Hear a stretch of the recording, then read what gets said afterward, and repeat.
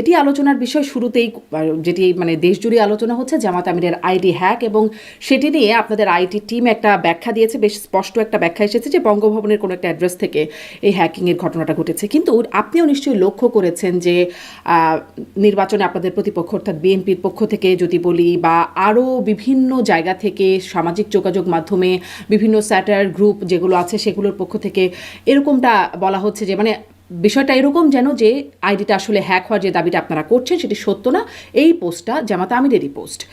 এইরকম পারসেপশনের কারণ কি, সেটা কি আপনারা বুঝতে পারেন? জি, অনেক ধন্যবাদ শারমিন আপা, এবং আপনার মাধ্যমে দর্শকদের শুভেচ্ছা জানিয়ে শুরু করছি। শুরুতেই আমি সবাইকে বলবো যে বাংলাদেশে আমরা সবাই এখন ইলেকশন ফিভারে ভুগছি, ইলেকশন জ্বরে ভুগছি, এবং এই নির্বাচনের সময় বেশ কিছু অনভিপ্রেত ঘটনা ঘটে।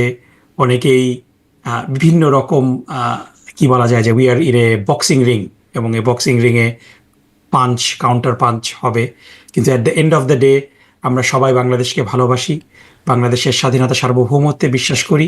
সুতরাং ওয়েন দ্য বেল রিংস, যখন রাউন্ড শেষ হয়ে যাবে, we will all shake hands এবং we will hug each other, এটা আমি বলে শুরু করতে চাই। সো এখানে যে ঘটনাটা ঘটছে, যে আপনি যদি দেখেন যে ডেফিনেটলি কোনো সুস্থ বিবেকবান বুদ্ধিশুদ্ধিওয়ালা মানুষ এটা বুঝবে যে নির্বাচনের 12 দিন আগে একটা দলের প্রধান, তিনি যদি পাগল না হন, তাহলে পরে কর্মজীবী মহিলাদেরকে এই অশ্লীল ভাষা প্রয়োগ করে কোনো কথা বলবে না। এটা খুব মানে এটা রাজনৈতিক শিষ্টাচারের মধ্যে পড়ে না, এটা রাজনৈতিক জ্ঞান বুদ্ধির মধ্যে পড়ে না। সুতরাং এই বিষয়টা যদি কেউ মনে করে থাকে যে জামাতের আমির, যিনি তার পুরা সারা জীবনের বক্তব্য অ্যাটলিস্ট যদি না দেখে মানুষ, 5ই আগস্ট 2024 সাল থেকে তার 24 ঘন্টা জীবন মিডিয়ার সামনে, তিনি এমন কোনো শব্দ চয়ন করেননি এখনো পর্যন্ত যেই শব্দটা কারো প্রতি অফেন্সিভ। সুতরাং তিনি এ ধরনের অশ্লীল শব্দ কর্মজীবী মহিলাদের জন্য ইউজ করবে, এইটা যারা চিন্তা করতে পারে, আমি তাদের সাথে ইভেন কথাই বলতে কমফোর্টেবল না, এনগেজ করতে কমফোর্টেবল না, কারণ তাদের বিবেক বুদ্ধি তারা অন্য কোনো জায়গায় বন্ধক দিয়ে রেখে এসেছে। এটা হলো প্রথম বিষয়। এখন দ্বিতীয় বিষয় হলো যে আমি জানি না আপনি নিউজ ফলো করছেন কিনা, বঙ্গভবনের যেই আইডি থেকে, যেই প্রোগ্রামারের আইডি থেকে এই ম্যালওয়্যারটা এসেছে, কারণ এটা কিন্তু যেখানে যে জিনিসটা নিয়ে বিএনপির অনলাইন, আমরা এটাকে বলি যে জাতীয়তাবাদী ছাপরি সাইবার ফোর্স, এরা যে দাবিটা নিচ্ছে, এর মাধ্যমে এরা নিজেদের প্রযুক্তির ব্যাপারে যে এরা কতটা মানে কি ওয়াকেফালহীন, কতটা ইগনোরেন্ট, এটা তারা প্রচার মানে বুঝাচ্ছে। কারণ it is not a ID hack to be serious, it is a phishing attack, যার মাধ্যমে একটা ডিভাইসের কন্ট্রোল নেওয়া হয়েছিল, এবং এই ডিভাইসের ওপেন সেশন থেকে দুটা স্ট্যাটাস দেওয়া হয়েছে। একটা হলো ডক্টর শফিকুর রহমান সাহেবের টুইটার অ্যাকাউন্টে স্ট্যাটাস দেওয়া হয়েছে 4টা 37 মিনিটে, এবং সেই একই ডিভাইসে শফিকুল ইসলাম মাসুদ সাহেবের ফেসবুক অ্যাকাউন্টে 4টা 41 মিনিটে, মানে প্রথম স্ট্যাটাসটা দেওয়ার 4 মিনিট পরে শফিকুল ইসলাম মাসুদের ফেসবুক স্ট্যাটাসে এটা আবার শেয়ার দেওয়া হয়েছে, এটাকে ডিফেন্ড করে, এই অশ্লীল বক্তব্যটাকে ডিফেন্ড করে। তাহলে কি দুইজনেরটাই হ্যাক হয়েছে? দুজনেরটাই হ্যাক হয়েছিল। এবং আজকে আমাদের সেক্রেটারি জেনারেল মিয়া মোহাম্মদ গোলাম পরওয়ারের অ্যাকাউন্টে হ্যাক হয়েছে। এটাও আমরা এখান থেকেও একটা মানে আমরা ওন করি না এরকম একটা স্টেটমেন্ট দেওয়া হয়েছে এই একই বিষয় নিয়ে, নারী বিষয় নিয়ে। সো 3টা অ্যাকাউন্ট হ্যাক হয়েছে। আপনি বলছেন এবং যে আরো আমাদের অনেক সাইবার ফোর্স তারা আসলে ওয়াকিবহাল না বা অজ্ঞ, তারা যদি হয়, আপনারা তো বিজ্ঞ, আপনাদেরটা তো হ্যাক হচ্ছে কেন? আপনাদের কোনো প্রোটেকশন না, এখন ডেফিনেটলি এটা অবশ্যই আমাদের আরো শক্ত হতে হবে। আমাদের সাইবার সিকিউরিটি টিমকে আরো definitely they have to do more due diligence. কিন্তু সাইবার অ্যাটাক এটা খুব আনকমন না। প্রেসিডেন্ট ডোনাল্ড ট্রাম্পের সন্তান ডোনাল্ড ট্রাম্প জুনিয়রেরও টুইটার অ্যাকাউন্ট হ্যাক হয়েছিল ইলেকশনের ঠিক আগে। প্রধানমন্ত্রী নরেন্দ্র মোদীরও সাইবার অ্যাটাকের শিকার তিনি হয়েছিলেন। সুতরাং সাইবার অ্যাটাকের ভিকটিম আমরা যে কেউ হতে পারি। এবং আপনি যে প্রশ্নটা করলেন, এটা অলমোস্ট কিন্তু ভিকটিম শেমিং এর মতো হয়ে গেল, যে যাকে হত্যা করা হয়েছে আপনি তাকে বলছেন, কিংবা যেই মহিলাকে ধর্ষণ করা হয়েছে আপনি তাকে ব্লেম করছেন যে আপনি কেন আপনার নিজেকে প্রোটেক্ট করতে পারছেন না। না, আপনি অপরাধকে অন্যদেরকে অজ্ঞ অপরাধ বলছিলেন, তো হিসেবে, এই জন্য বলছিলাম যে বিজ্ঞ হলে তো ওই জন্যই আপনাদের বলছি যে এই protection জিনিসটা, থাকবার কথা। মানে বিষয়টা হলো যে এখানে আমরা যেটা দেখছি যে এই সাইবার অ্যাটাকের সাথে বিএনপির যারা সাইবার অ্যাক্টিভিস্ট, যেমন ওয়াহিদুজ্জামান অ্যাপোলো, তারপরে ইমতিয়াজ মির্জা, এদের, এবং আজকে যেটা সবচেয়ে ইন্টারেস্টিং বিষয়, যে আজকে যে ঘটনাটা ঘটেছে, যে মিয়া মোহাম্মদ গোলাম পরোয়ার, ওনার টুইটার ফলোয়ার খুব বেশি না, 17,000-এর মতো, খুব বেশি না। 17,000 একজন রাজনীতিবিদের, এবং বাংলাদেশে টুইটার খুব বেশি জনপ্রিয় মাধ্যম, ওনার সবাই ফলো করে না। ওনার টুইটার হ্যাক হয়ে ওনার টুইটার থেকে যে স্ট্যাটাসটা দেওয়া হয়েছে, এই স্ট্যাটাসটা দেওয়ার 1 মিনিটের মাথায় আমরা দেখলাম যে বিএনপির ছাত্রদলের ঢাকা বিশ্ববিদ্যালয়ের নেত্রী মনসুরা আলম সেই স্ক্রিনশটটা তার ফেসবুকে শেয়ার করেছেন। এবং আমরা এই জিনিসটাও দেখেছি যে ডক্টর শফিকুর রহমান সাহেবের যেই অ্যাকাউন্টটা হ্যাক হয়েছিল, সাথে সাথে আমরা কয়েকটা স্ক্রিনশট পেয়েছি, যেটা এই সাইবার গ্রুপের, এই জাতীয়তাবাদী ছাত্রী দলের সাইবার গ্রুপের ওয়াহিদুজ্জামান, ইমতিয়াজ মির্জা, এদের সাইবার গ্রুপের, যে ওরা বলছে যে এই স্ক্রিনশটটা নিয়ে যে আমরা এই সুযোগ পেয়েছি, আমরা এখন তাড়াতাড়ি এটা ছড়িয়ে দিই, তারা যে স্মিয়ার ক্যাম্পেইনে গিয়েছে। তো এটা ক্লিয়ারলি আমাদেরকে বলে দেয় যে এটার সাথে এই বিএনপির সাইবার দল জড়িত। এবং সাথে সাথে না, যেটা আপনি তো বললেন যে তারা আসলে উদ্বেগজনক, আমি সুযোগ একটু শেষ নিচ্ছে। করি শারমিন কিন্তু আপা, আমার এখানে যে একটা প্রশ্ন আমরা আছে। হ্যাঁ, একটু আগে আচ্ছা, যেটা শেষ দেখলাম, করুন। হুম। আমরা একটু আগে যেটা দেখলাম যে এই সাইবার অ্যাটাকের সাথে যিনি প্রাইমারিলি জড়িত সন্দেহ করছি আমরা, বঙ্গভবনের যিনি প্রোগ্রামার, তাকে কিন্তু পুলিশ গ্রেফতার করেছে। এবং আমরা আরও যেটা দেখতে পেরেছি যে এই ম্যালওয়্যার যেটার মাধ্যমে হ্যাক করা হয়েছে, এই ম্যালওয়্যারটার উৎপত্তি হলো ভারতে। সুতরাং এখানে আমরা 3টা ফোর্স দেখছি, যে বঙ্গভবনের মাধ্যমে সরকারি একটা মানে ইস্টাবলিশমেন্টের একটা সংযোগ রয়েছে এখানে, বিএনপির সাইবার অ্যাক্টিভিস্টদের একটা সংযোগ রয়েছে, এবং আমাদের পাশের দেশ। এই 3টার কোঅর্ডিনেশনের মাধ্যমে জামাত ইসলামের উপরে সাইবার অ্যাটাক হচ্ছে। এবং এটার একটাই, মানে আমরা আমরা এটার কারণ আমরা একটাই দেখছি, যে মাঠে বিএনপি জনপ্রিয়তার পারদ যেটা কমছে, তারা দিশেহারা হয়ে উপায় না দেখে স্মিয়ার ক্যাম্পেইনে নেমেছে, এবং স্পষ্ট। এটার মাধ্যমে কিন্তু আপনি তাদের বলছেন যে জনপ্রিয়তা বিএনপি আরো কমবে। সাইবার অ্যাক্টিভিস্টও এর সাথে যুক্ত। আপনার কথা থেকে তো বুঝলাম যে তারা আসলে সুযোগ নিচ্ছে। আপনি ঢাকা বিশ্ববিদ্যালয়ের সেই নারী নেত্রীর কথা বলছেন বা যাদের কথা বলছেন, তারা সাথে সাথে এটি না, ছড়িয়ে এখানে দিচ্ছে। এখানে আপা কিন্তু এই সুযোগ যে সুযোগ না, হ্যাকিং এর সাথে যে জড়িত, সুযোগ এটি না, আপনারা সুযোগ প্রমাণ না। কি করে কারণ পাচ্ছেন? বিষয়টা হলো যে আমি যে আপনাকে যেটা বলছিলাম, যে গোলাম পরোয়ার সাহেবের ফলোয়ার হলো 17,000-এর মতো, এবং হ্যাক হওয়ার 1 মিনিটের মধ্যে এটা মনসুরার কাছে চলে যাবে স্ক্রিনশটটা। এটা এটা এটা মানে উনারা যদি জড়িত না থাকেন তাহলে পরে ওনাদের কাছে যাওয়ার কথা না। এবং সেম জিনিস ওয়াহিদুজ্জামান, ইমতিয়াজ মির্জা যেভাবে একেবারে ঘটনাটা ঘটার সাথে সাথে টাইমলাইনগুলো যদি আপনারা দেখেন যে তারা কখন পোস্ট করছে, একেবারে ঘটনাটা ঘটার সাথে সাথে তাদের কাছে চলে যাবে। সো তারা তাদের আপনাদের মধ্যে যদি পলিটিক্যাল অপোনেন্ট, যোগসূত্র আপনাদের না উপর তো থাকে, নজর রাখবেই নাকি? রাখতেই তো না, পারে। নজর রাখা এক জিনিস, কিন্তু বিষয়টা হলো এরকম ভাবে কোঅর্ডিনেটেড সিন্ডিকেটেড যে আক্রমণটা, এটা তারা জড়িত না থাকলে, তারা যদি জড়িত না থাকে তাহলে পরে 2টা জিনিস এখানে জড়িত না থাকে। কারণ এটা তো কমন সেন্স যে শফিক সাহেব মহিলাদেরকে এরকম অশ্লীল ভাষায় কথা বলবেন না, এটা তো কমন সেন্স, এটা তো তাদের বোঝা উচিত।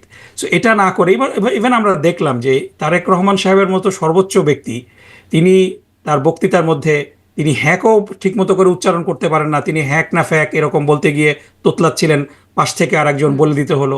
সো এই যদি হয় তাদের অবস্থা, যে রাজনৈতিক প্রতিদ্বন্দ্বীর ব্যাপারে যদি তারা এই ধরনের ধারণা পোষণ করে, এটা তাদের রাজনৈতিক দেউলিয়ত্ব ছাড়া আর কিছুই না। এবং এটার সাথে এভরিথিং ইজ পয়েন্টিং আউট যে আমাদের পার্শ্ববর্তী দেশ, আমাদের বাংলাদেশের প্রশাসনের একটা অংশ, এবং বিএনপির এই সাইবার ফোর্স, এরা এই হ্যাকিংয়ের সাথে জড়িত। জি, সেটা কি আপনারা মানে প্রমাণটা করতে পারবেন কিনা? আপনি কিছু সন্দেহের কথা বলছেন যে যেহেতু 1 না, মিনিটের না, মধ্যে অবশ্যই পেয়ে আমাদের গেছে। কাছে প্রমাণ তো, যে একজন ব্যক্তি তো গ্রেফতার হলো, একজন ব্যক্তি গ্রেফতার হলো, আমরা মামলা করেছি, এবং we have some digital footprint.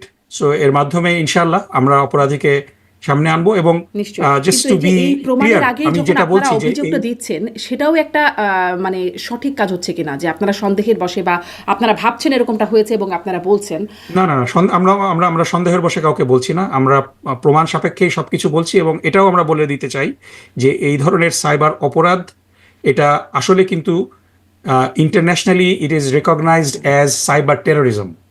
এবং যারা স্পেশালি পশ্চিমা বিশ্বে আছে, এই ওয়াহিদুজ্জামান কিন্তু ডালাসে থাকে, ইমতিয়াজ মির্জা টরন্টোতে থাকে, তাদের immigration status is going to be in question, কারণ এটা সন্ত্রাসবাদ হিসেবেই তাদের বিরুদ্ধে মামলা করেছেন? আন্তর্জাতিকভাবে স্বীকৃত। তাদের আমরা বিরুদ্ধে তাদের মামলা বিরুদ্ধে করেছেন? ব্যবস্থা নেব। আচ্ছা, আমরা শুরু করেছি, আচ্ছা। শুরু হয়েছে এই বঙ্গভবনের প্রোগ্রামারকে দিয়ে, এবং ইনশাআল্লাহ আমরা এটা শেষ দেখে ছাড়বো। আমরা পুলিশকে বলছি যে দ্রুত তদন্ত করতে, এবং বিষয়টা হলো যে ইলেকশনের ঠিক আগ মুহূর্তে এই ধরনের আক্রমণ, এর মাধ্যমে এই এই এই গোষ্ঠী তাদের রাজনৈতিক দেউলত্বই প্রকাশ করছে। এটা সাধারণ মানুষের কোনো কনসার্ন না। আচ্ছা। সাধারণ মানুষ কিন্তু আমি একেবারে যে প্রশ্ন শুরুতেই করছিলাম বুঝে যে গিয়েছে। অনেকের মধ্যে শুরুতেই বুঝে গিয়েছে বলছেন, কিন্তু বিশ্লেষকদের অনেকে বলছেন, পলিটিক্যাল অপোনেন্টদের কথা না হয় বাদই দিলাম, বা সামাজিক যোগাযোগ মাধ্যমে যে স্যাটায়ার ভিত্তিক যে পোস্টগুলো হচ্ছে সেখানে অনেকে আসলে ঠিক ওই বিশ্বাসটা আসলে করছেন অনেকে। এটি কি এখন এরকম একটা এই কারণ? বিশ্বাস যদি কেউ না করে থাকে, তাদের নির্বুদ্ধিতার ব্যাপারে আমি আমি আমি আচ্ছা। তাদের নির্বুদ্ধিতার জন্য আমি মানে সরি, যে তাদের ইন্টেলেকচুয়াল লেভেল যদি এত কম হয়, তারা যদি মনে করে থাকে যে একটা রাজনৈতিক দলের প্রধান নির্বাচনের 12 দিন আগে মহিলাদেরকে এরকম অশ্লীল ভাষায় গালি দেবেন, ধরেন আরো কিছু তাহলে পরে বিষয় এরা যদি নির্বোধ। একসাথে যোগ করি, We don't তাহলে even কি need to এই নির্বুদ্ধিতার পেছনে একটা যুক্তি খানিকটা আসে কিনা? ধরেন জামাতের আমিরের আপনি বলেন কি যুক্তি থাকতে আল পারে? জাজিরাকে দেয়া সাক্ষাৎকার, সেখানে তিনি আল জাজিরাতে দেওয়া সাক্ষাৎকারে কি তিনি নারীদেরকে অশ্লীল ভাষায় কথা বলেছেন? একদমই বলেন নাই। তাহলে সবটা মানে বলি এন্ড যে- অফ স্টোরি। না, সো আপনি দেখেন আল জাজিরার বিষয়টা নিয়ে উই ক্যান টক।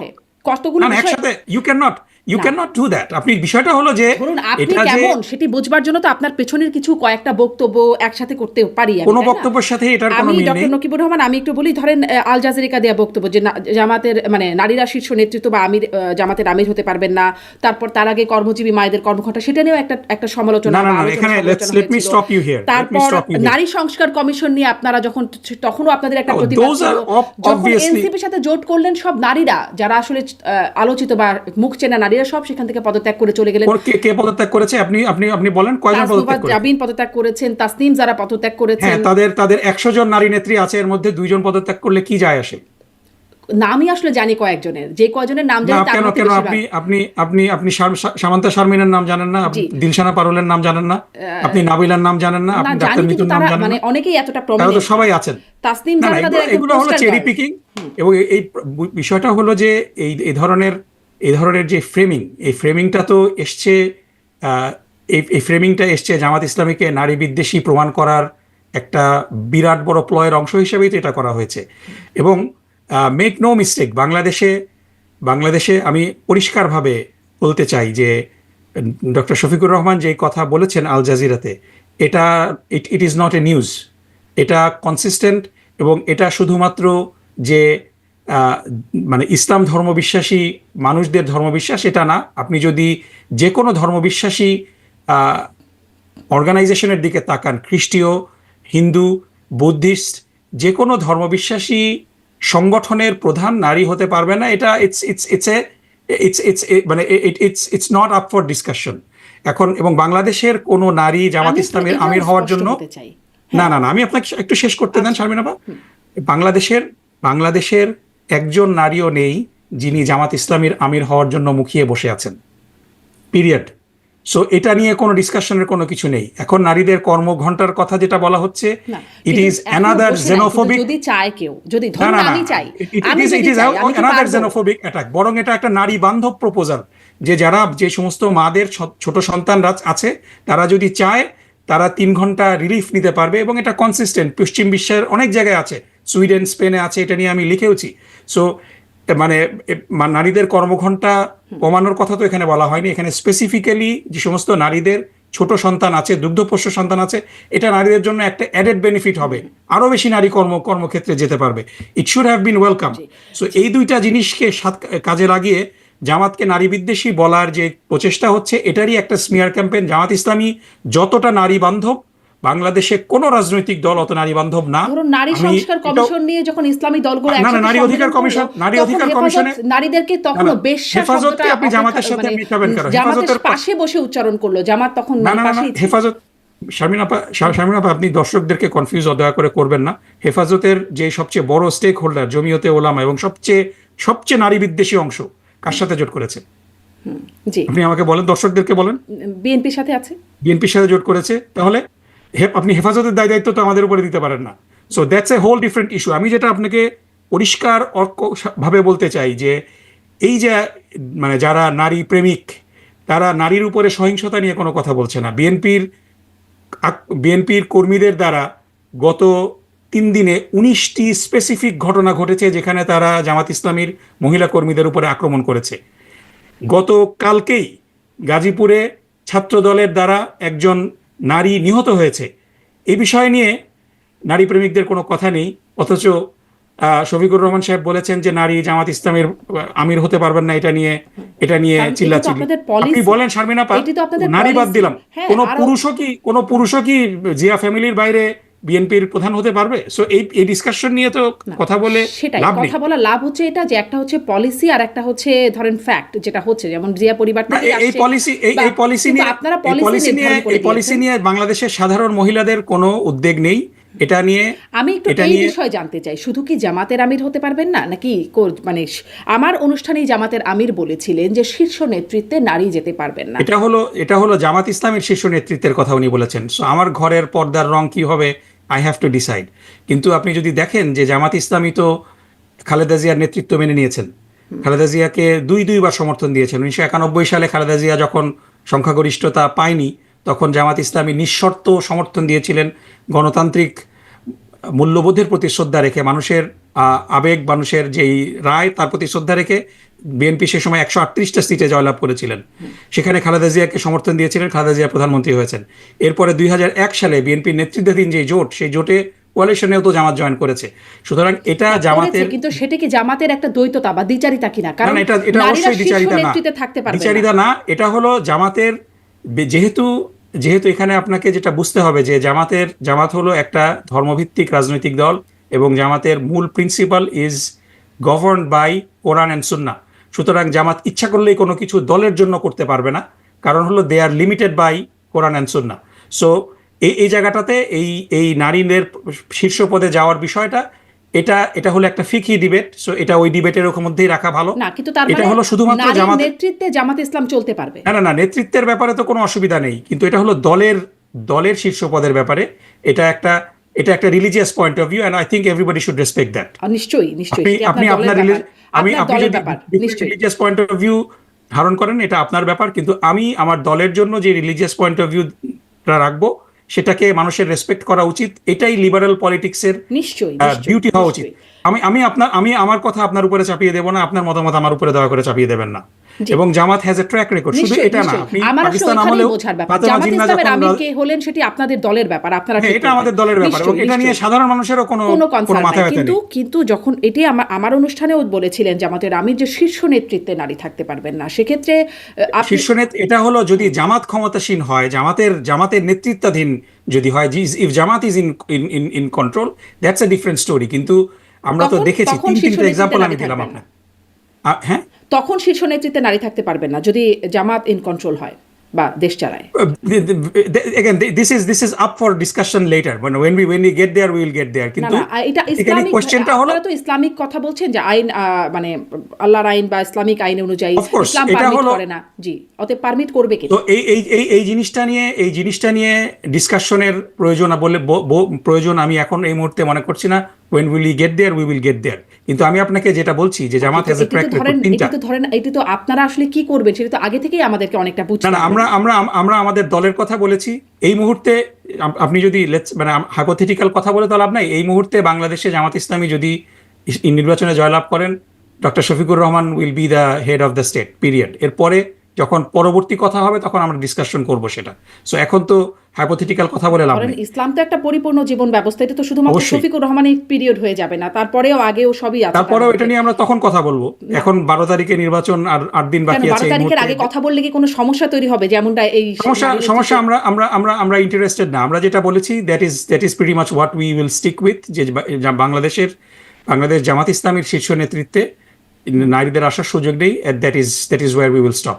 এর চেয়ে further discussion we will talk when we get there. কিন্তু ধরেন আপনিই বলছিলেন যে যখন বেগম খালেদা জিয়া শীর্ষ নেতৃত্বে ছিলেন, তার নেতৃত্বে সেটা তো বিএনপি নেতৃত্বাধীন ছিল, সেটা তো আমাদের কিন্তু তার নেতৃত্বাধীন ছিল নেতৃত্বে না। আপনার বাবাও মন্ত্রী ছিলেন, মাওলানা মতিউর রহমান নিজামী, তিনি মন্ত্রী ছিলেন, আরও একজন মন্ত্রী ছিলেন জামাত থেকে, মানে তারা তো মন্ত্রী ছিলেন। তো শীর্ষ নেতৃত্ব মেনে মানে অধীনস্থ না, হিসেবে আমি কাজ করা আপনাকে যায়। বারবার যেটা বোঝানোর চেষ্টা করছি সেটা হলো যে সেই সময় বাংলাদেশের মানুষ বিএনপিকে ভোট দিয়ে অধিকাংশ সিটে জয়লাভ করিয়েছে। সুতরাং বিএনপি কাকে সরকার প্রধান বানাবে এটা বিএনপির দায় দায়িত্ব। জামাত ইসলামের কোয়ালিশন ছিল বিএনপির সাথে, এবং বিএনপি যাকে শীর্ষ নেতৃত্ব দিয়েছে সেই নেতৃত্বে থাকবে। এবং এটা জামাত ইসলামী শুধু এবারই করেছে সেটা না, পাকিস্তান আমলেও ফাতেমা জিন্নার নেতৃত্বে যেই কম্বাইন্ড অপোজিশন কপ যেটা হয়েছিল সেখানেও জামাত ইসলামী ফাতেমা জিন্নার নেতৃত্ব মেনে নিয়েছে। সো এগুলো হলো সেই তখন ছিল, মানে আপনি এগুলাকে দেখতে হবে আইসোলেটেড দল হিসাবে, যে মুসলিম লীগের সাথে সে সময় জোট ছিল, বিএনপির সাথে জোট ছিল। বিএনপি কি করবে না করবে এটা বিএনপির দায়িত্ব, আমাদের বিএনপির নেতৃত্ব ঠিক করে দেওয়ার দায়িত্ব না। কিন্তু তার আমাদের এখন নেতৃত্বাধীন অবস্থায় আপনাদের মানে মন্ত্রিত্ব যেটি থাকা, সেটিতে অফকোর্স এটা সো আমরা বিএনপির নেতৃত্বে তো মেনে নিয়েছি এখানে। মানে So নারী এটা তো নেতৃত্ব জামাতের মেনে নেওয়া সমস্যা নাই, কিন্তু আপনারা কোনো ক্ষমতায় গেলে সমস্যা নারী নাই, কারণ নেতৃত্ব বানাবেন না। বিএনপি তো কোরআন এবং সুন্নাহ দ্বারা গাইডেড কোনো রাজনৈতিক দল না। কিন্তু So আপনারা তো গাইডেড, আপনারা তো আমরা তো গাইডেড, কিন্তু আমরা তো আপনারা তো মানলেন। আমাদের দলের নেতৃত্বে তো আমরা মহিলাদেরকে এই জন্য আনছি কিন্তু না। আপনারা তো মানলেন নারীর নেতৃত্ব। Those are two different things. কারণ বাংলাদেশের মানুষ বিএনপি খালেদা জিয়াকে ভোট দিয়ে নির্বাচিত করেছে, আমরা না মানলেও তো she is already the prime minister, তাই না? সো এই জায়গাটাতে ডিস্টিংশন করতে হবে। তাহলে কি আপনারা কোথাও মানছেন কোথাও মানছেন না, মানে দলের ক্ষেত্রে না, মানছেন, আমরা দেশের কোথাও ক্ষেত্রে মানছেন না? We are very consistent. আমরা আমাদের যে বিশ্বাস কোরআন সুন্নাহর প্রতি আমাদের যেই আন্ডারস্ট্যান্ডিং, সেটা আমাদের দলের মধ্যে আমরা 100% আমরা মানার চেষ্টা করি। অন্য দল সেটা মানবে কি না মানবে শুধু না দলের মধ্যে, এটা দেশ পরিচালনায় না? অবশ্যই দেশ পরিচালনায়, কিন্তু সে সময় তো দেশ পরিচালনার পূর্ণ দায়িত্ব জনগণ আমাদের উপর অর্পিত করেননি। তো আমরা অনধিকার চর্চা কেন করব? কিন্তু সামনের দিনেও তো যখন দেশ আপনারা বলছেন পরিচালনার আপনারা পূর্ণ নাকি দায়িত্ব শরিয়া ল আমাদেরকে পালন দেওয়া হবে, করবেন না। তখন আমরা 100% সেই অনুযায়ী চেষ্টা করব। আপনারা যে বলছেন, মানে জামাতের আমিরই বলেছেন যে শরিয়া ল, মানে এই শরিয়া ল দ্বারা দেশ পরিচালনা করবেন না। মানে আপনি যেটি বলছিলেন যে আপনাদের হাতে so মানে আপনার প্রশ্নটা কি? হ্যাঁ, আমার প্রশ্নটা এখানে যে আপনি যেটি বলছিলেন যে আপনারা যখন যাবেন তখন আপনারা পূর্ণ নিয়ন্ত্রণ করবেন বা এখানে বিষয়টা হলো যে এটা ইটস এ ভেরি মানে ট্রিক কোয়েশ্চেন। এই শরিয়া লর পুরাপুরি বিষয়টা, আপনি আমেরিকাতে থাকেন, আপনি জানেন অরিগন খুবই লিবারেল একটা স্টেট, কিন্তু আমি যেখানে থাকি এই নর্থ ক্যারোলাইনা সহ আমেরিকার 33টা স্টেটে এন্টাই শরিয়া ল চালু আছে। তো আমি জানি না জানেন কিনা যে এই এন্টাই শরিয়া ল মানে কি, এটা কেউই জানে না। এটা একটা এক্সট্রিমলি ইসলামোফোবিক একটা রেটরিক, এটা একটা এক্সট্রিম ইসলামোফোবিক একটা আইন, এবং এটার কোনো ইমপ্লিকেশন নাই, শুধুমাত্র ইসলাম বিদ্বেষ ছাড়া এটার কোনো কিছু নাই। সুতরাং শরিয়া পশ্চিমা বিশ্বে যে অর্থে এটাকে ধারণ করা হয়, এটাকে মনে করা হয়, এটার সাথে শরিয়ার অ্যাকচুয়াল মিনিংয়ের কোনো সম্পর্ক নেই। এখানে পশ্চিমা বিশ্বে এই যে এন্টাই শরিয়া লগুলা চালু করে রেখেছে, এর মাধ্যমে এরা বেসিক্যালি ধারণা করে যে শরিয়ার অর্থ হলো যে আমি আসলে পশ্চিমা মানুষকে বিশ্বে একটার শরিয়া বেশি ল ব্যাখ্যা করছি, সেটি আমাদের না বুঝলেও চলবে, কিন্তু আপনি আমাকে বলবেন আমাদের দেশে তো আপনারা বাস্তবায়ন করবেন না। যদি ওইটাই আপনারা আমি ক্ষমতায় বলছি। এই প্রশ্নটা হলো যে এই প্রশ্নটা করার মাধ্যমে জামাত ইসলামীকে দুইটা জায়গায় বিপদে ফেলার চেষ্টা করা হয়। একটা হলো যে বাংলাদেশের অধিকাংশ মানুষ ইসলাম ধর্মে বিশ্বাসী এবং শরিয়তে বিশ্বাসী, এবং বাংলাদেশে এক্সিস্টিং যে লগুলা আছে, যেমন আপনার বিবাহ হয়েছে, আপনি কিন্তু সেকুলার লতে বিবাহ করেননি, আপনি বিবাহ করেছেন শরিয়া লর আন্ডারে। উত্তরাধিকার থেকে শুরু করে বাংলাদেশে অলরেডি শরিয়া ল ইমপ্লিমেন্টেড আছে, তাই না? এখন আপনি যদি বিষয়টা হলো যে, আমি একটু শেষ করি, বিষয়টা হলো যে আপনি যদি এখন মিডিয়াতে এসে বলেন যে শরিয়া ল আমরা চাই না, তখন এই সাউন্ড বাইট নিয়ে বাংলাদেশের গ্রামেগঞ্জের মুসলমানদেরকে, সাধারণ মানুষকে বলা হয় এই যে দেখো জামাত ইসলাম চায় না, শরিয়ত চায় না। অন দ্য আদার হ্যান্ড, আপনি যদি বলেন যে আমরা শরিয়া চাই, এই সাউন্ড বাইটটাকে নিয়ে ওয়েস্টার্ন স্টেক হোল্ডারকে দেখানো হবে যে বাংলাদেশে জামাত টেরোরিজম আনতে চায়, কারণ ইন ওয়েস্টার্ন ওয়ার্ল্ড এই কারণেই এটা শরিয়া ল 33টা স্টেটে ইনক্লুডিং মাই স্টেট চালু আছে। সুতরাং we don't want to get into that semantics. বিষয়টা হলো আমি একটু শেষ করি শারমিন আপা। আমরা যেটা চাই, আমরা খুব পরিষ্কারভাবে বলেছি যে আমরা এইবার ইলেকশনে আমাদের যে ম্যানিফেস্টো আমরা ইনশাআল্লাহ আগামীকালকে আমরা প্রকাশ করব। আমরা 20 তারিখে আমরা পলিসি সামিট করেছি, আপনি দেখেছেন যে ওভারওয়েলমিংলি আমরা কয়েকটা জিনিস চাচ্ছি। সেটা হলো যে আমরা দুর্নীতিমুক্ত একটা সমাজ প্রতিষ্ঠিত করতে চাচ্ছি, আমরা এমন একটা সমাজ প্রতিষ্ঠিত করতে চাচ্ছি যেখানে আপনাদের সবাই একটা 31 দফা অ্যাকাউন্টেবল, আছে, আপনাদের একটা ট্রান্সপারেন্সি। 31 দফা আছে। আমি 31 দফা না, এটা একটু ভুল করা হয়েছে, উই উইল হ্যাভ 36 দফা, এটা আজকে আসবে। সো এই প্রত্যেকটা দফা আপনি যদি দেখেন, এটার কোনোটাই শরিয়ার সাথে তো সাংঘর্ষিক না। সুতরাং good governance, anti corruption, transparency, এটাকে আপনি শরিয়ার মুখোমুখি কেন করবেন?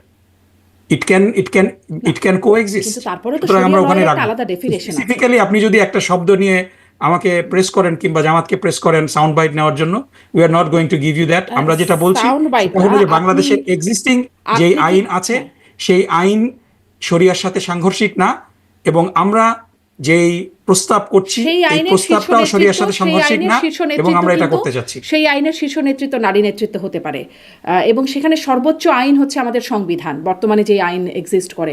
কিন্তু ইসলাম অনুযায়ী কি তা হবে? যদি শরিয়া ল থাকে তাহলে কি তা হবে? দেখেন, আপনি you can not change everything at once, you have to take baby steps. So আমরা এবার যে প্রস্তাবগুলো দিয়েছি আপনি দেখেন 36টা প্রস্তাব। So let's work on that first.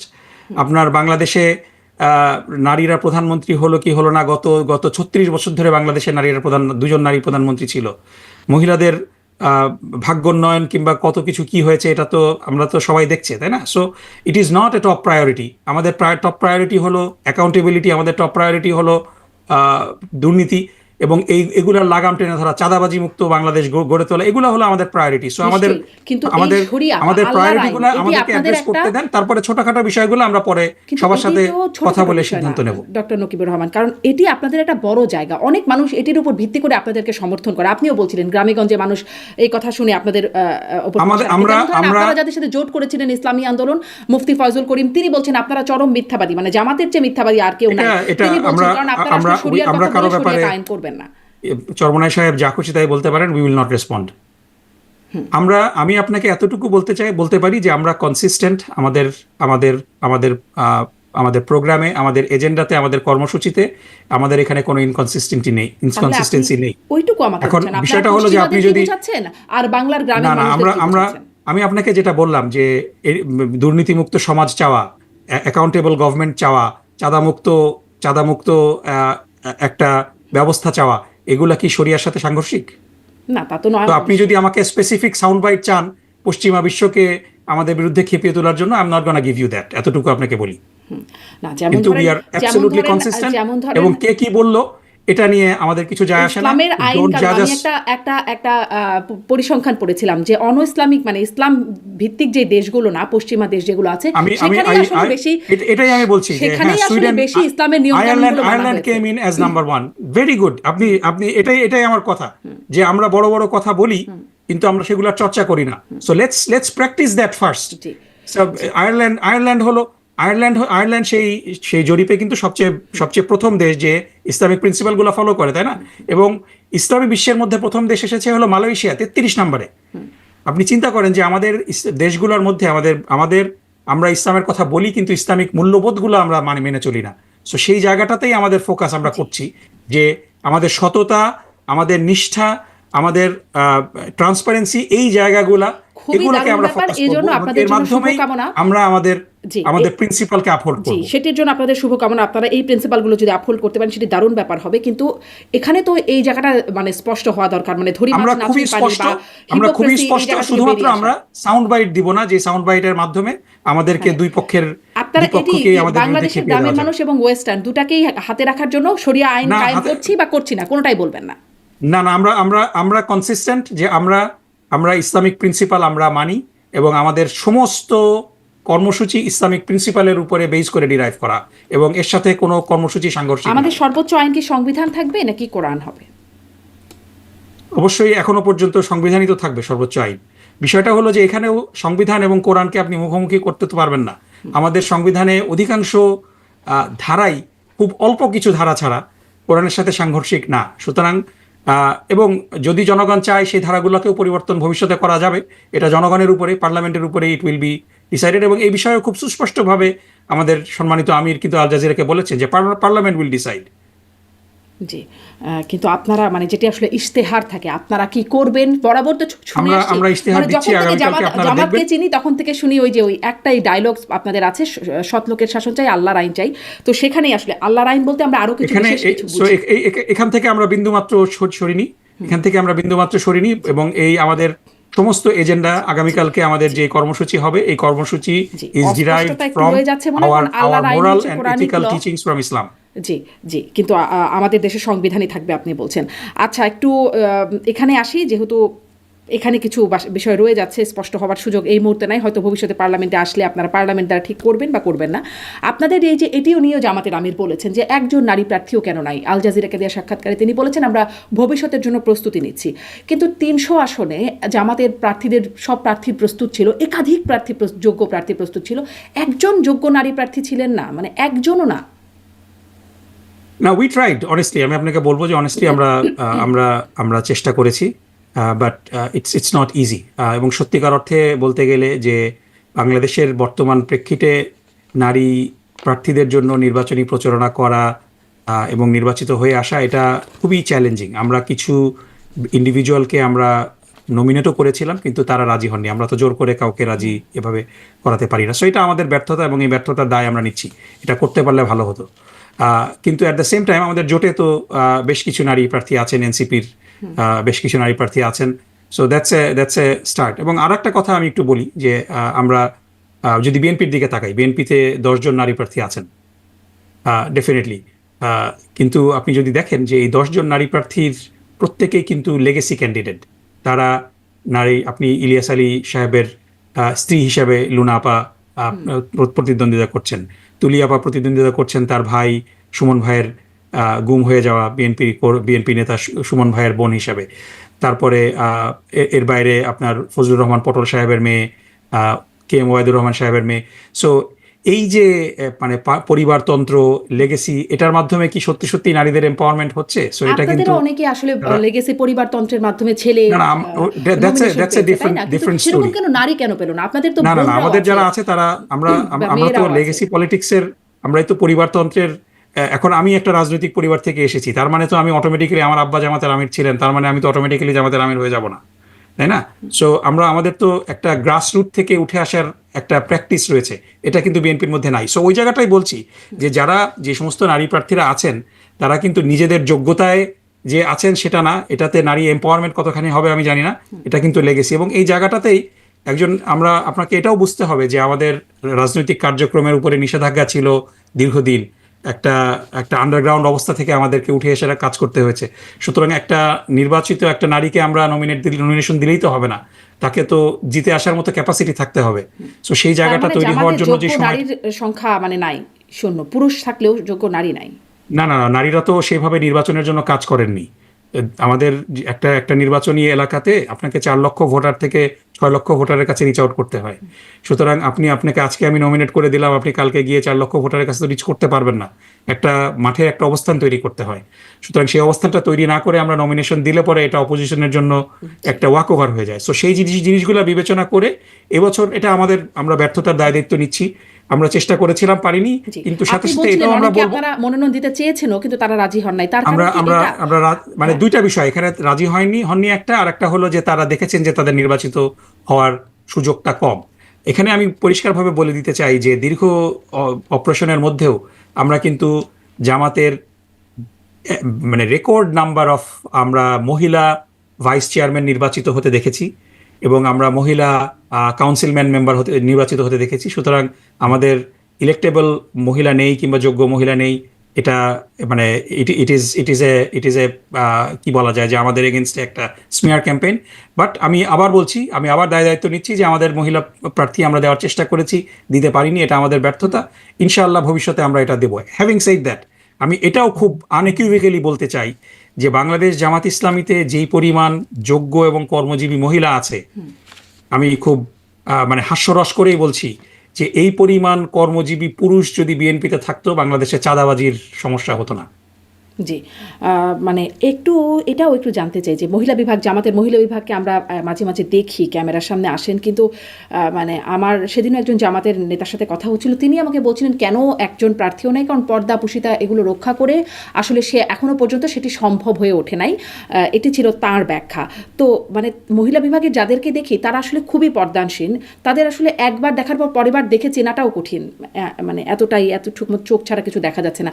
এমন করে মানে চেহারাটাও তো একটা জরুরি ব্যাপার, মানে কাকে আমি ভোট দিব, কে আমার প্রার্থী হচ্ছেন বা কে আমার ভোটার, এই বিষয়গুলো তো মানে এভাবে করে তারা প্রার্থী হতেও কি পারবেন বা ভোটারদের টানতে না, পারবেন এটা যদি তো জান আর কি। মানে আপনি যে কোশ্চেনটা করলেন এটা তো আহ, মানে একটু আপনি ইচ্ছা করে করেননি আমি জানি, কিন্তু এটা একটু জেনোফোবিক প্রশ্ন হয়ে গেল, কারণ ধর্মীয় পোশাক এটা তো প্রত্যেকের অধিকার। আপনি কাউকে তো আপনি কাউকে নেকাব খুলতেও বলতে পারেন না, নিশ্চয়ই, আপনি আমি কাউকে বলছি না, নেকাব দিতেও বাধ্য করতে পারেন না। আমি সুতরাং কোনোটাই বলছি না। যেই যেই যেই যেই যেই ব্যক্তি নেকাব দিয়ে আপনি বাংলাদেশে এখন অনেক মহিলা নেকাব করে, এবং আমরা কোভিডের পরে দেখেছি যে সেই ফেস মাস্ক পরে সব কার্যক্রমিত করা যায়, ইট বিকেম ভেরি নর্মালাইজ। সুতরাং একদম আমার মনে হয় না যে এই প্রশ্নটা অ্যাড্রেস করা প্রয়োজন। না, আমার কথা হচ্ছে যার মেকআপ করতে ইচ্ছা করে পুরোটা করুক, একদম ঢেকে ফেলুক বা না না করুক, সেটা তার ব্যক্তিগত পছন্দ, আমি আপনার সাথে পুরোপুরি একমত। কিন্তু আমি বলছি যখন নির্বাচনে আমি প্রচারণা চালাবো তখন তো আমাকে আমাদের মানুষ। নেকাব নেকাব পরা মহিলারা ডাকসুতে নির্বাচিত হয়েছে না,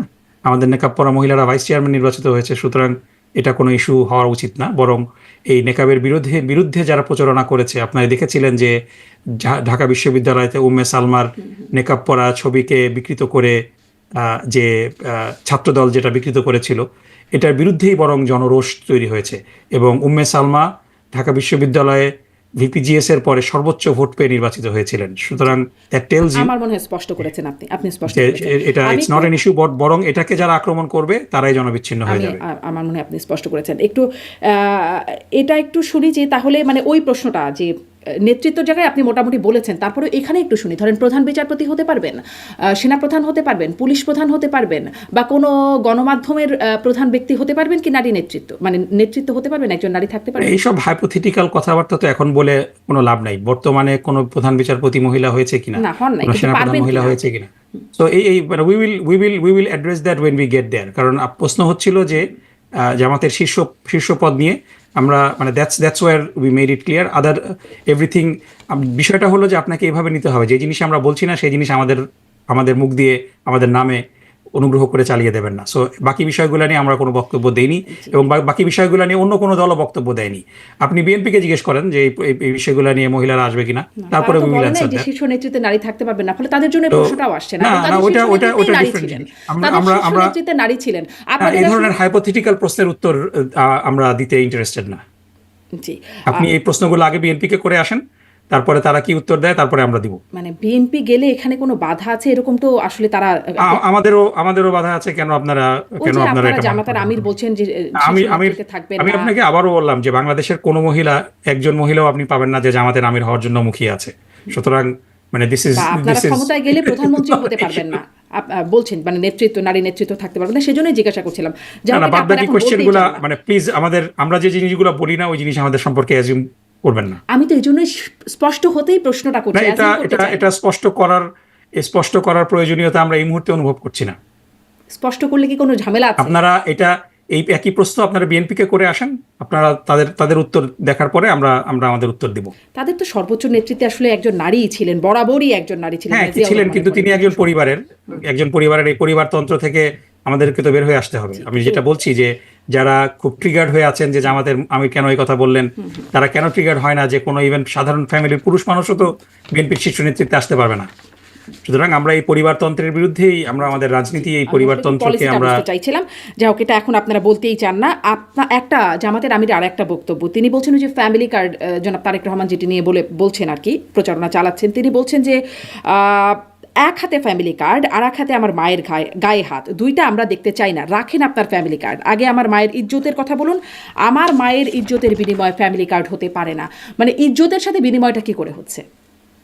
সো আমি জানি না আপনি মানে if you are out of the news cycle or not, যে আমি আপনাকে যেটা বললাম যে গত 3 দিনে আমরা দেখেছি যে আমাদের মহিলা কর্মীদের উপরে বিএনপির যে ভয়ানক আক্রমণ। আপনি একদিকে মাদেরকে বলছেন ফ্যামিলি কার্ড দেবেন, আপনি অপরদিকে মহিলাদের উপরে আক্রমণ করছেন ছাত্রদলকে লেলিয়ে দিয়ে।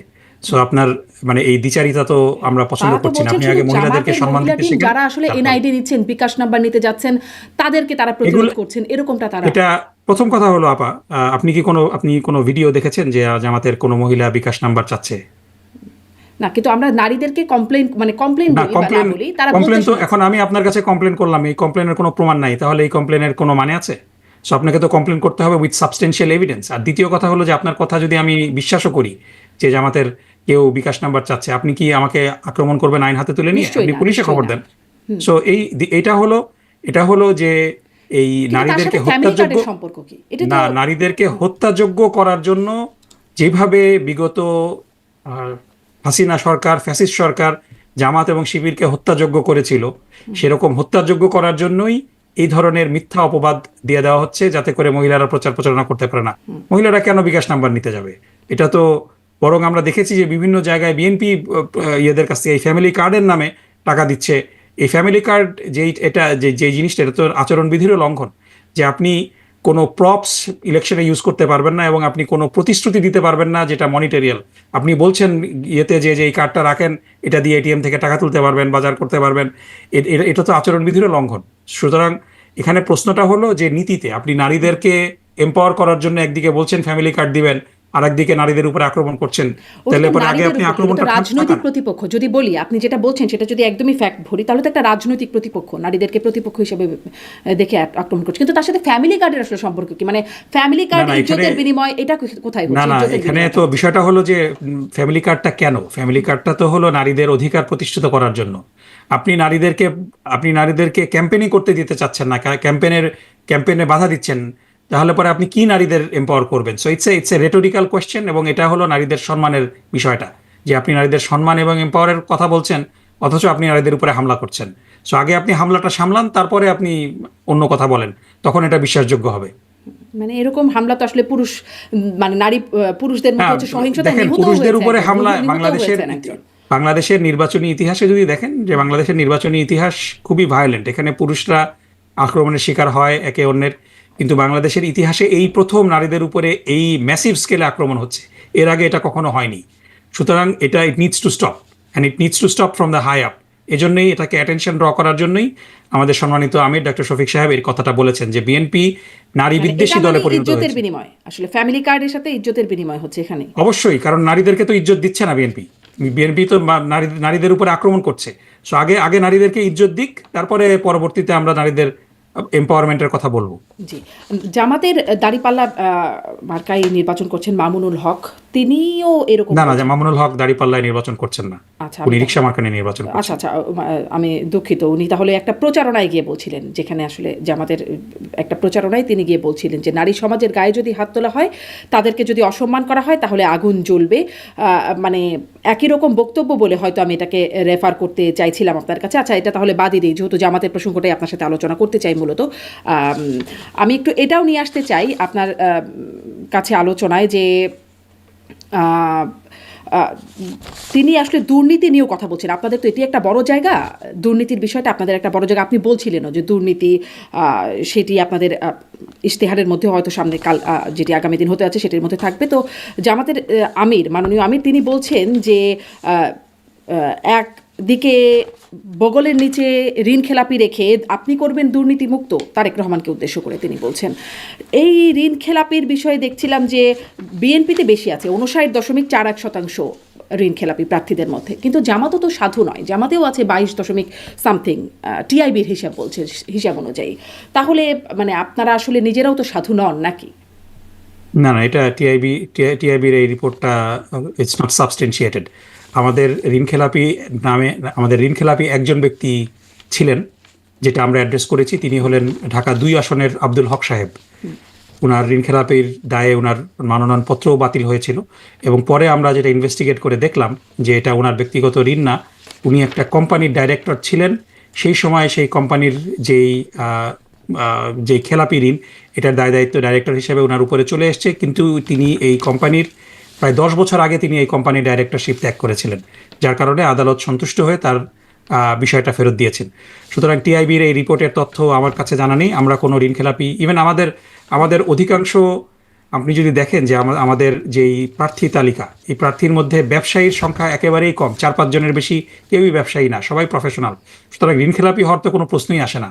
আব্দুল হক সাহেব ছাড়া আর কেউ ঋণখেলাপি না। সুতরাং আমি টিআইবির মানে টিআইবি এটা প্রবাবলি একটা ব্রড ব্রাশ করেছে এর আগের হিসাব নিয়েও, কিংবা হয়তো আমাদের জোটের কারো কথা রেখেছে, কিন্তু আমি তাহলে জামাতে কোনো আনইকুইভোক্যালি বলছি ঋণখেলাপি প্রার্থী নাই? আমাদের কোনো ঋণখেলাপি প্রার্থী নাই, শুধু একজনের বিরুদ্ধেই অভিযোগ ছিল এবং তিনি আমাদেরকেও সন্তুষ্ট করেছেন, তিনি আদালতকেও সন্তুষ্ট করেছেন। সেটা হলো কর্নেল আব্দুল হক, ঢাকা 2 আসনের। এর বাইরে আমাদের অধিকাংশ আরেকজনের কথা বলি, যার কথা হয়তো আসতে পারে। তিনি হলো আমাদের মোসলেউদ্দিন সাহেব, ডক্টর মোসলেউদ্দিন সাহেব। উনি উনি হলেন যশোরের একটা আসনের তিনি প্রার্থী। তার যেটা হয়েছিল যে ক্রেডিট কার্ড স্টেটমেন্টের একটা কপি নিয়ে তার প্রতিদ্বন্দ্বী ইয়ে করেছিল। সো ক্রেডিট কার্ড বিল তো ডিউ থাকে, এটা তো খেলাপি হয় না, আপনি আমি সবাই জানি আমরা। সো ওই বিষয়টা হয়তো সামনে এসেছে এবং তিনিও কিন্তু এটা আদালতে ক্লিয়ার করেছেন যে এটা ক্রেডিট কার্ড বিল। যেহেতু তিনি ইউকেতে থাকেন, তার ক্রেডিট কার্ড বিল তো আউটস্ট্যান্ডিং। তাহলে কি আপনারা টিআইবি কে চ্যালেঞ্জ করবেন যে এই তথ্যটা আসলে সঠিক না? আমি টিআইবির এই রিপোর্টটা আমাদের নজরে আসেনি। অফকোর্স আমরা চ্যালেঞ্জ করবো যে আমাদের শুধুমাত্র এই দুজনের ব্যাপার ছাড়া আর কারো ব্যাপারে কোনো যদি অভিযোগ আসে, ডেফিনেটলি আমরা এটা দাবি করি না যে আমাদের দলে সবাই ফেরেশতা। জি। এবং এই আমরা যদি কোনো অভিযোগ পাই, আমরা সেই অভিযোগ তদন্ত করে আমরা যদি এই অভিযোগের সত্যতা পাই, আমরা সেই অনুযায়ী ব্যবস্থা নিব। এবং আমি আনইকুইভোক্যালি বলতে পারি যে বাংলাদেশ জামাত ইসলামীতে ঋণ খেলাপি, দুর্নীতিবাজ, চাঁদাবাজদের কোনো জায়গা নেই। অনেক ধন্যবাদ। ঢাকা 17 আসনের জামাতের প্রার্থী, আপনি বলছেন প্রার্থীদের বিরুদ্ধে ব্যবস্থা নেওয়ার কথা। ডক্টর এস এম খালিদুজ্জামান, তিনি দেখছিলাম একটা ভিডিও ভাইরাল হয়েছে, আপনি নিশ্চয়ই দেখেছেন, যে ক্যান্টনমেন্টে গানম্যান নিয়ে তিনি ঢোকার চেষ্টা করছেন এবং তার সাথে সেখানে সেনাবাহিনীর যিনি এমপি চেকপোস্টে তার সাথে বিবাদ হচ্ছে এবং তিনি বলছেন সেনাবাহিনী দেশকে ধ্বংসের দিকে নিয়ে যাচ্ছে। তিনি বারবার মানে একটা বেশ উত্তপ্ত পরিস্থিতি। এটি আসলে কেমন আচরণ বলে আপনারা মনে করেন? সো এখানে দুইটা বিষয়। সেটা হলো যে আপনিও ভিডিওটা দেখেছেন, আপনি কি এই ঘটনাটা কখন ঘটেছে এটা আপনি কি জানেন? না, মানে কেবলই গত 1-2 দিনের মধ্যেই ঘটনাটা আমরা দেখেছি, গণমাধ্যমে খবরও হয়েছে। ঘটনাটার সাথে আমি ইনভলভড। ঘটনাটা ঘটেছিল জানুয়ারি মাসের প্রথম সপ্তাহে, 1 মাস আগের ঘটনা। আচ্ছা। এবং ওই সময়টা বাংলাদেশে খুবই অস্থির সময় ছিল। আমাদের সহকর্মী, আমাদের ছোট ভাই ওসমান হাদি গুলিবিদ্ধ হয়ে মারা গিয়েছিল। সো সেই সময়টা একটা ট্রমাটিক একটা অবস্থা, সেই সময় এটা। এবং এই সময় অনেকেই ট্রমাটাইজ ছিলেন এবং এটার পরিপ্রেক্ষিতে খালেদ সাহেবকে সরকারের পক্ষ থেকে কিন্তু গানম্যান দেওয়া হয়েছিল। সো প্রথম কথা হলো যে মিলিটারি পুলিশের বডি ক্যাম 1 মাস আগের এই ঘটনা, যে ঘটনাটা সুরাহা হয়ে গিয়েছে। সো উনি স্বভাবতই উনি যেটা চাচ্ছিলেন যে জাহাঙ্গীর গেট দিয়ে ঢুকে উনি ওই কাকলির গেট দিয়ে বের হতে চাচ্ছিলেন এবং পুলিশ বলছিল যে গানম্যান নিয়ে ঢোকা যাবে না, যেটা যুক্তিযুক্ত কথা। এবং ওনাকে বলছিলেন যে আপনি গানম্যান রেখে যান, যখন আবার আসবে, কারণ ক্যান্টনমেন্টের ভিতরে ঢুকলে তো এটা সিকিউরিটির দায়িত্ব আমাদের। উনিও বলতে চাচ্ছিলেন যে আমি তো ক্যান্টনমেন্টের ভিতরে যাচ্ছি না, আমি যে ক্যান্টনমেন্ট দিয়ে বাইপাস করে আমি কাকলি দিয়ে বের হবো, তো কাকলি দিয়ে বের হওয়ার পরে তো আপনারা আমাকে সিকিউরিটি দিবেন না। ডেফিনেটলি তার বডি ল্যাঙ্গুয়েজ, তিনি একটু চার্জ ছিলেন, তার আচরণটা কোনোভাবেই এটাকে জাস্টিফাই করা যাবে না। কিন্তু বিষয়টা হলো যে এটা হলো সরকারি নথি। এই সরকারি নথি আবার বিএনপির এই ছাত্রী সংসদের কাছে, ছাত্রী গ্রুপের কাছে সেনাবাহিনী থেকে কেউ লিক করে দিয়েছে। এটা পরিষ্কারভাবে এটা আইনের লঙ্ঘন। এবং আমি যেটা বলতে চাচ্ছি আনইকুইভোক্যালি যে এই ঘটনাটা যখন আমরা শুনেছি, তখন খালেদুজ্জামান সাহেব নিজে গিয়ে এই যার সাথে তিনি খারাপ ব্যবহার করেছেন তার কাছে তিনি ক্ষমা চেয়েছেন, তিনি দুঃখ প্রকাশ করেছেন। এবং এই ভিডিওটা লিক হওয়ার সাথে সাথে তিনি কিন্তু আবারও স্টেটমেন্ট দিয়েছেন যে এটা একটা সলভড ম্যাটার। তিনি তো কাউকে মারধর করেননি। তিনি অফকোর্স মানে আচরণটা তার একটু আগ্রাসী ছিল। কিন্তু আমরা যদি দেখি যে যেখানে আমরা বিএনপির প্রার্থীরা একেবারে নেক্কারজনক অবস্থায় তাদের ভিডিও রিলিজ আমরা দেখছি, যে যেই অশ্লীলতার কথা আমরা ইভেন টকশোতেও বলতে পারি না, তারপরে মারপিট করছে মহিলাদেরকে বিএনপির প্রার্থীরা, সেগুলো নিয়ে আমাদের কোনো কথা নেই। অথচ একজন প্রার্থী তিনি সীমা লঙ্ঘন করেছেন, নো ডাউট অ্যাবাউট দ্যাট। কিন্তু এখানে প্রশ্নটা হলো যে মিলিটারি কেন আউট অফ দ্য ওয়েতে গিয়ে তিনি তারেক রহমানের প্রতিদ্বন্দ্বী তারেক রহমানকে কি আর্মি জিতিয়ে আনতে চায়? এটাই কি অবস্থাটা কি এতই ডেসপারেট তারেক রহমানের যে তিনি একজন প্রার্থীর কাছে, যাকে কেউ চেনে না তার কাছে হেরে যাবেন এই ভয়ে তার চরিত্র হননের জন্য এই ভিডিওটা রিলিজ করবেন? না। সেটা তো আজকের ঘটনা না, এবং কিন্তু এটা একটা উনিই তো বারবার এটা বলছিলেন, একটা আমি তারেক রহমানের অল্প একটা ভাষণে বিষয়। তারেক রহমানের প্রতিদ্বন্দ্বী উনিই তো বারবার বলছিলেন, মানে সেই ভিডিওতে দেখা যাচ্ছিল। হ্যাঁ, এবং he was definitely upset due to something, কারণ এটা তো একটা খণ্ডিত অংশ, এর আগে পরের অংশ তো আমরা জানি না এর আগে কি হয়েছে, কি কারণে তাকে উত্তেজিত করা হয়েছে। সো এই বিষয়গুলো, কিন্তু সবচেয়ে বড় কথা হলো যে এটা তো একটা সলভড একটা বিষয়, যে তিনি ক্ষমা চেয়েছেন ইমিডিয়েটলি। আমরা যখন আমাদের নজরে যখন বিষয়টা এসেছিল, আমরা তার দৃষ্টি আকর্ষণ করার পরে তিনি তো এটা নিয়ে উগ্রতা প্রদর্শন করেননি, তিনি হাম্বলি গিয়ে তিনি মাফ চেয়েছেন। আপনাদের কাছে সেই কিভাবে এসেছিল এই খবরটা? আমাদের কাছে, আমাদের তো সেনাবাহিনীতে আমাদের বন্ধু আছে, তারা বিষয়টা নিয়ে, কারণ আমাদের প্রতি তাদের সম্মান আছে। কারণ ইউজুয়ালি জামাত ইসলামের ব্যাপারে আপনি অনেক কথা বলতে পারবেন, কিন্তু জামাত ইসলামের ব্যাপারে উগ্রতা কিংবা জামাত ইসলামের ব্যাপারে মানে মানুষকে হেয় প্রতিপন্ন করা, এগুলা কিন্তু এই বিষয়গুলা কিন্তু কেউ অ্যাট্রিবিউট করতে পারে না। সো এই জায়গা থেকে অনেকেই একটু ডিসঅ্যাপয়েন্টেড হয়েছিলেন যে ভাই, আপনাদের একজন প্রার্থীর কাছ থেকে তো আমরা এরকম আচরণ আশা করি না। তো এই কারণে আমরা সাথে সাথে তাকে বলেছিলাম যে আপনি যান, গিয়ে কি হয়েছে আগে পরে আমরা শুনতে চাই না, আপনি গিয়ে ক্ষমা চান। কারণ এটা হলো সেই লোক, আর্মির, মিলিটারি পুলিশ হোক, একজন সাধারণ রিক্সাওয়ালা হোক, কারোর সাথেই এ ধরনের আচরণ কাম্য না। আচ্ছা, এবং তিনি তাহলে তিনি সাথে ক্ষমা সাথে কিন্তু চেয়েছেন। সেটা করেছেন, সাথে সাথে গিয়ে করেছেন। এবং আপনি আইএসপিআর এর আজকের বিবৃতিটা যদি দেখেন, আইএসপিআর কিন্তু বলেছে যে এটা একটা সলভ বিষয়, কোনো দুষ্কৃতিকারী এটা লিক করেছে। সো এই জায়গাটাতে ডেফিনেটলি মানে we can spend a lot off day তাকে ইয়ে করে, কিন্তু এটা একটা মানে মানুষ যখন, আমরা সভ্য সমাজে যখন আমরা ক্ষমা চাই, জি, একদম ক্ষমা করে স্পষ্ট। দেওয়া যদি উচিত। ক্ষমা চান তাহলে এটার একটা অন্যরকম এবং ব্যাখ্যা তিনি হতে শুধু পারে। অনেক ধন্যবাদ। শুধু প্রাইভেটলি যে ক্ষমা চেয়েছেন তা না, তিনি তার ফেসবুক স্ট্যাটাসও দিয়েছেন যে এই ভিডিওটা তিনি এক্সপ্লেন করে যে এটা তিনি দুঃখ প্রকাশ করেছেন, ইমিডিয়েটলি করেছেন এবং আবারও করছেন। জি, একদম শেষ প্রশ্ন আপনার কাছে একটু আসি।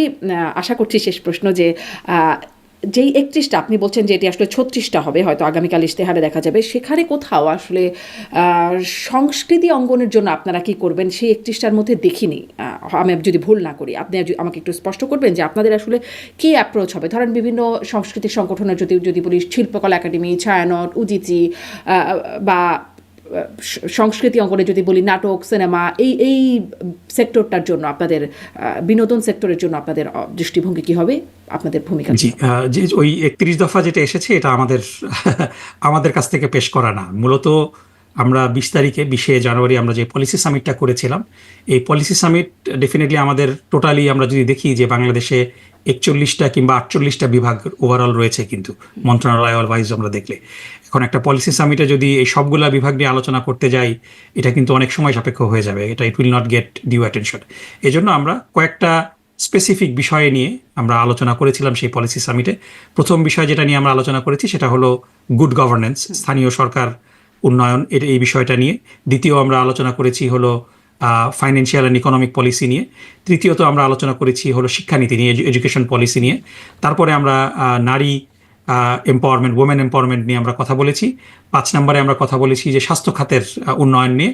এবং সর্বশেষ আমরা ইউথ এম্পাওয়ারমেন্ট, এই 6টা বিষয় নিয়ে আমরা ইউথ এম্পাওয়ারমেন্ট অ্যান্ড টেকনোলজি সেখানে আমরা ইনক্লুড করেছি। সো এই 6টা বিষয়েই আমরা আলোচনা করেছি। এর মানে এই না যে আর সবগুলো বিষয়কে আমরা রাখছি না। সো লেটস ওয়েট, আজকে আমাদের যে ইশতেহার ঘোষণা হবে সেখানে আমরা সংস্কৃতি বিষয়ে আমরা ইশতেহার দেব, এবং এখানে খুব পরিষ্কারভাবে আমরা বাংলাদেশের আবহমান যে সুস্থ সংস্কৃতি সেটাকে আমরা সমর্থন করি। একটা বিষয়ে আমাদের আপত্তি থাকবে, যেটা অশ্লীলতা এবং বেহায়াপনা থেকে আমরা যেন আমাদের যুব সমাজকে রক্ষা করতে পারি, এরকম একটা মোরাল জায়গা থাকবে। এর বাইরে everything is a fair game.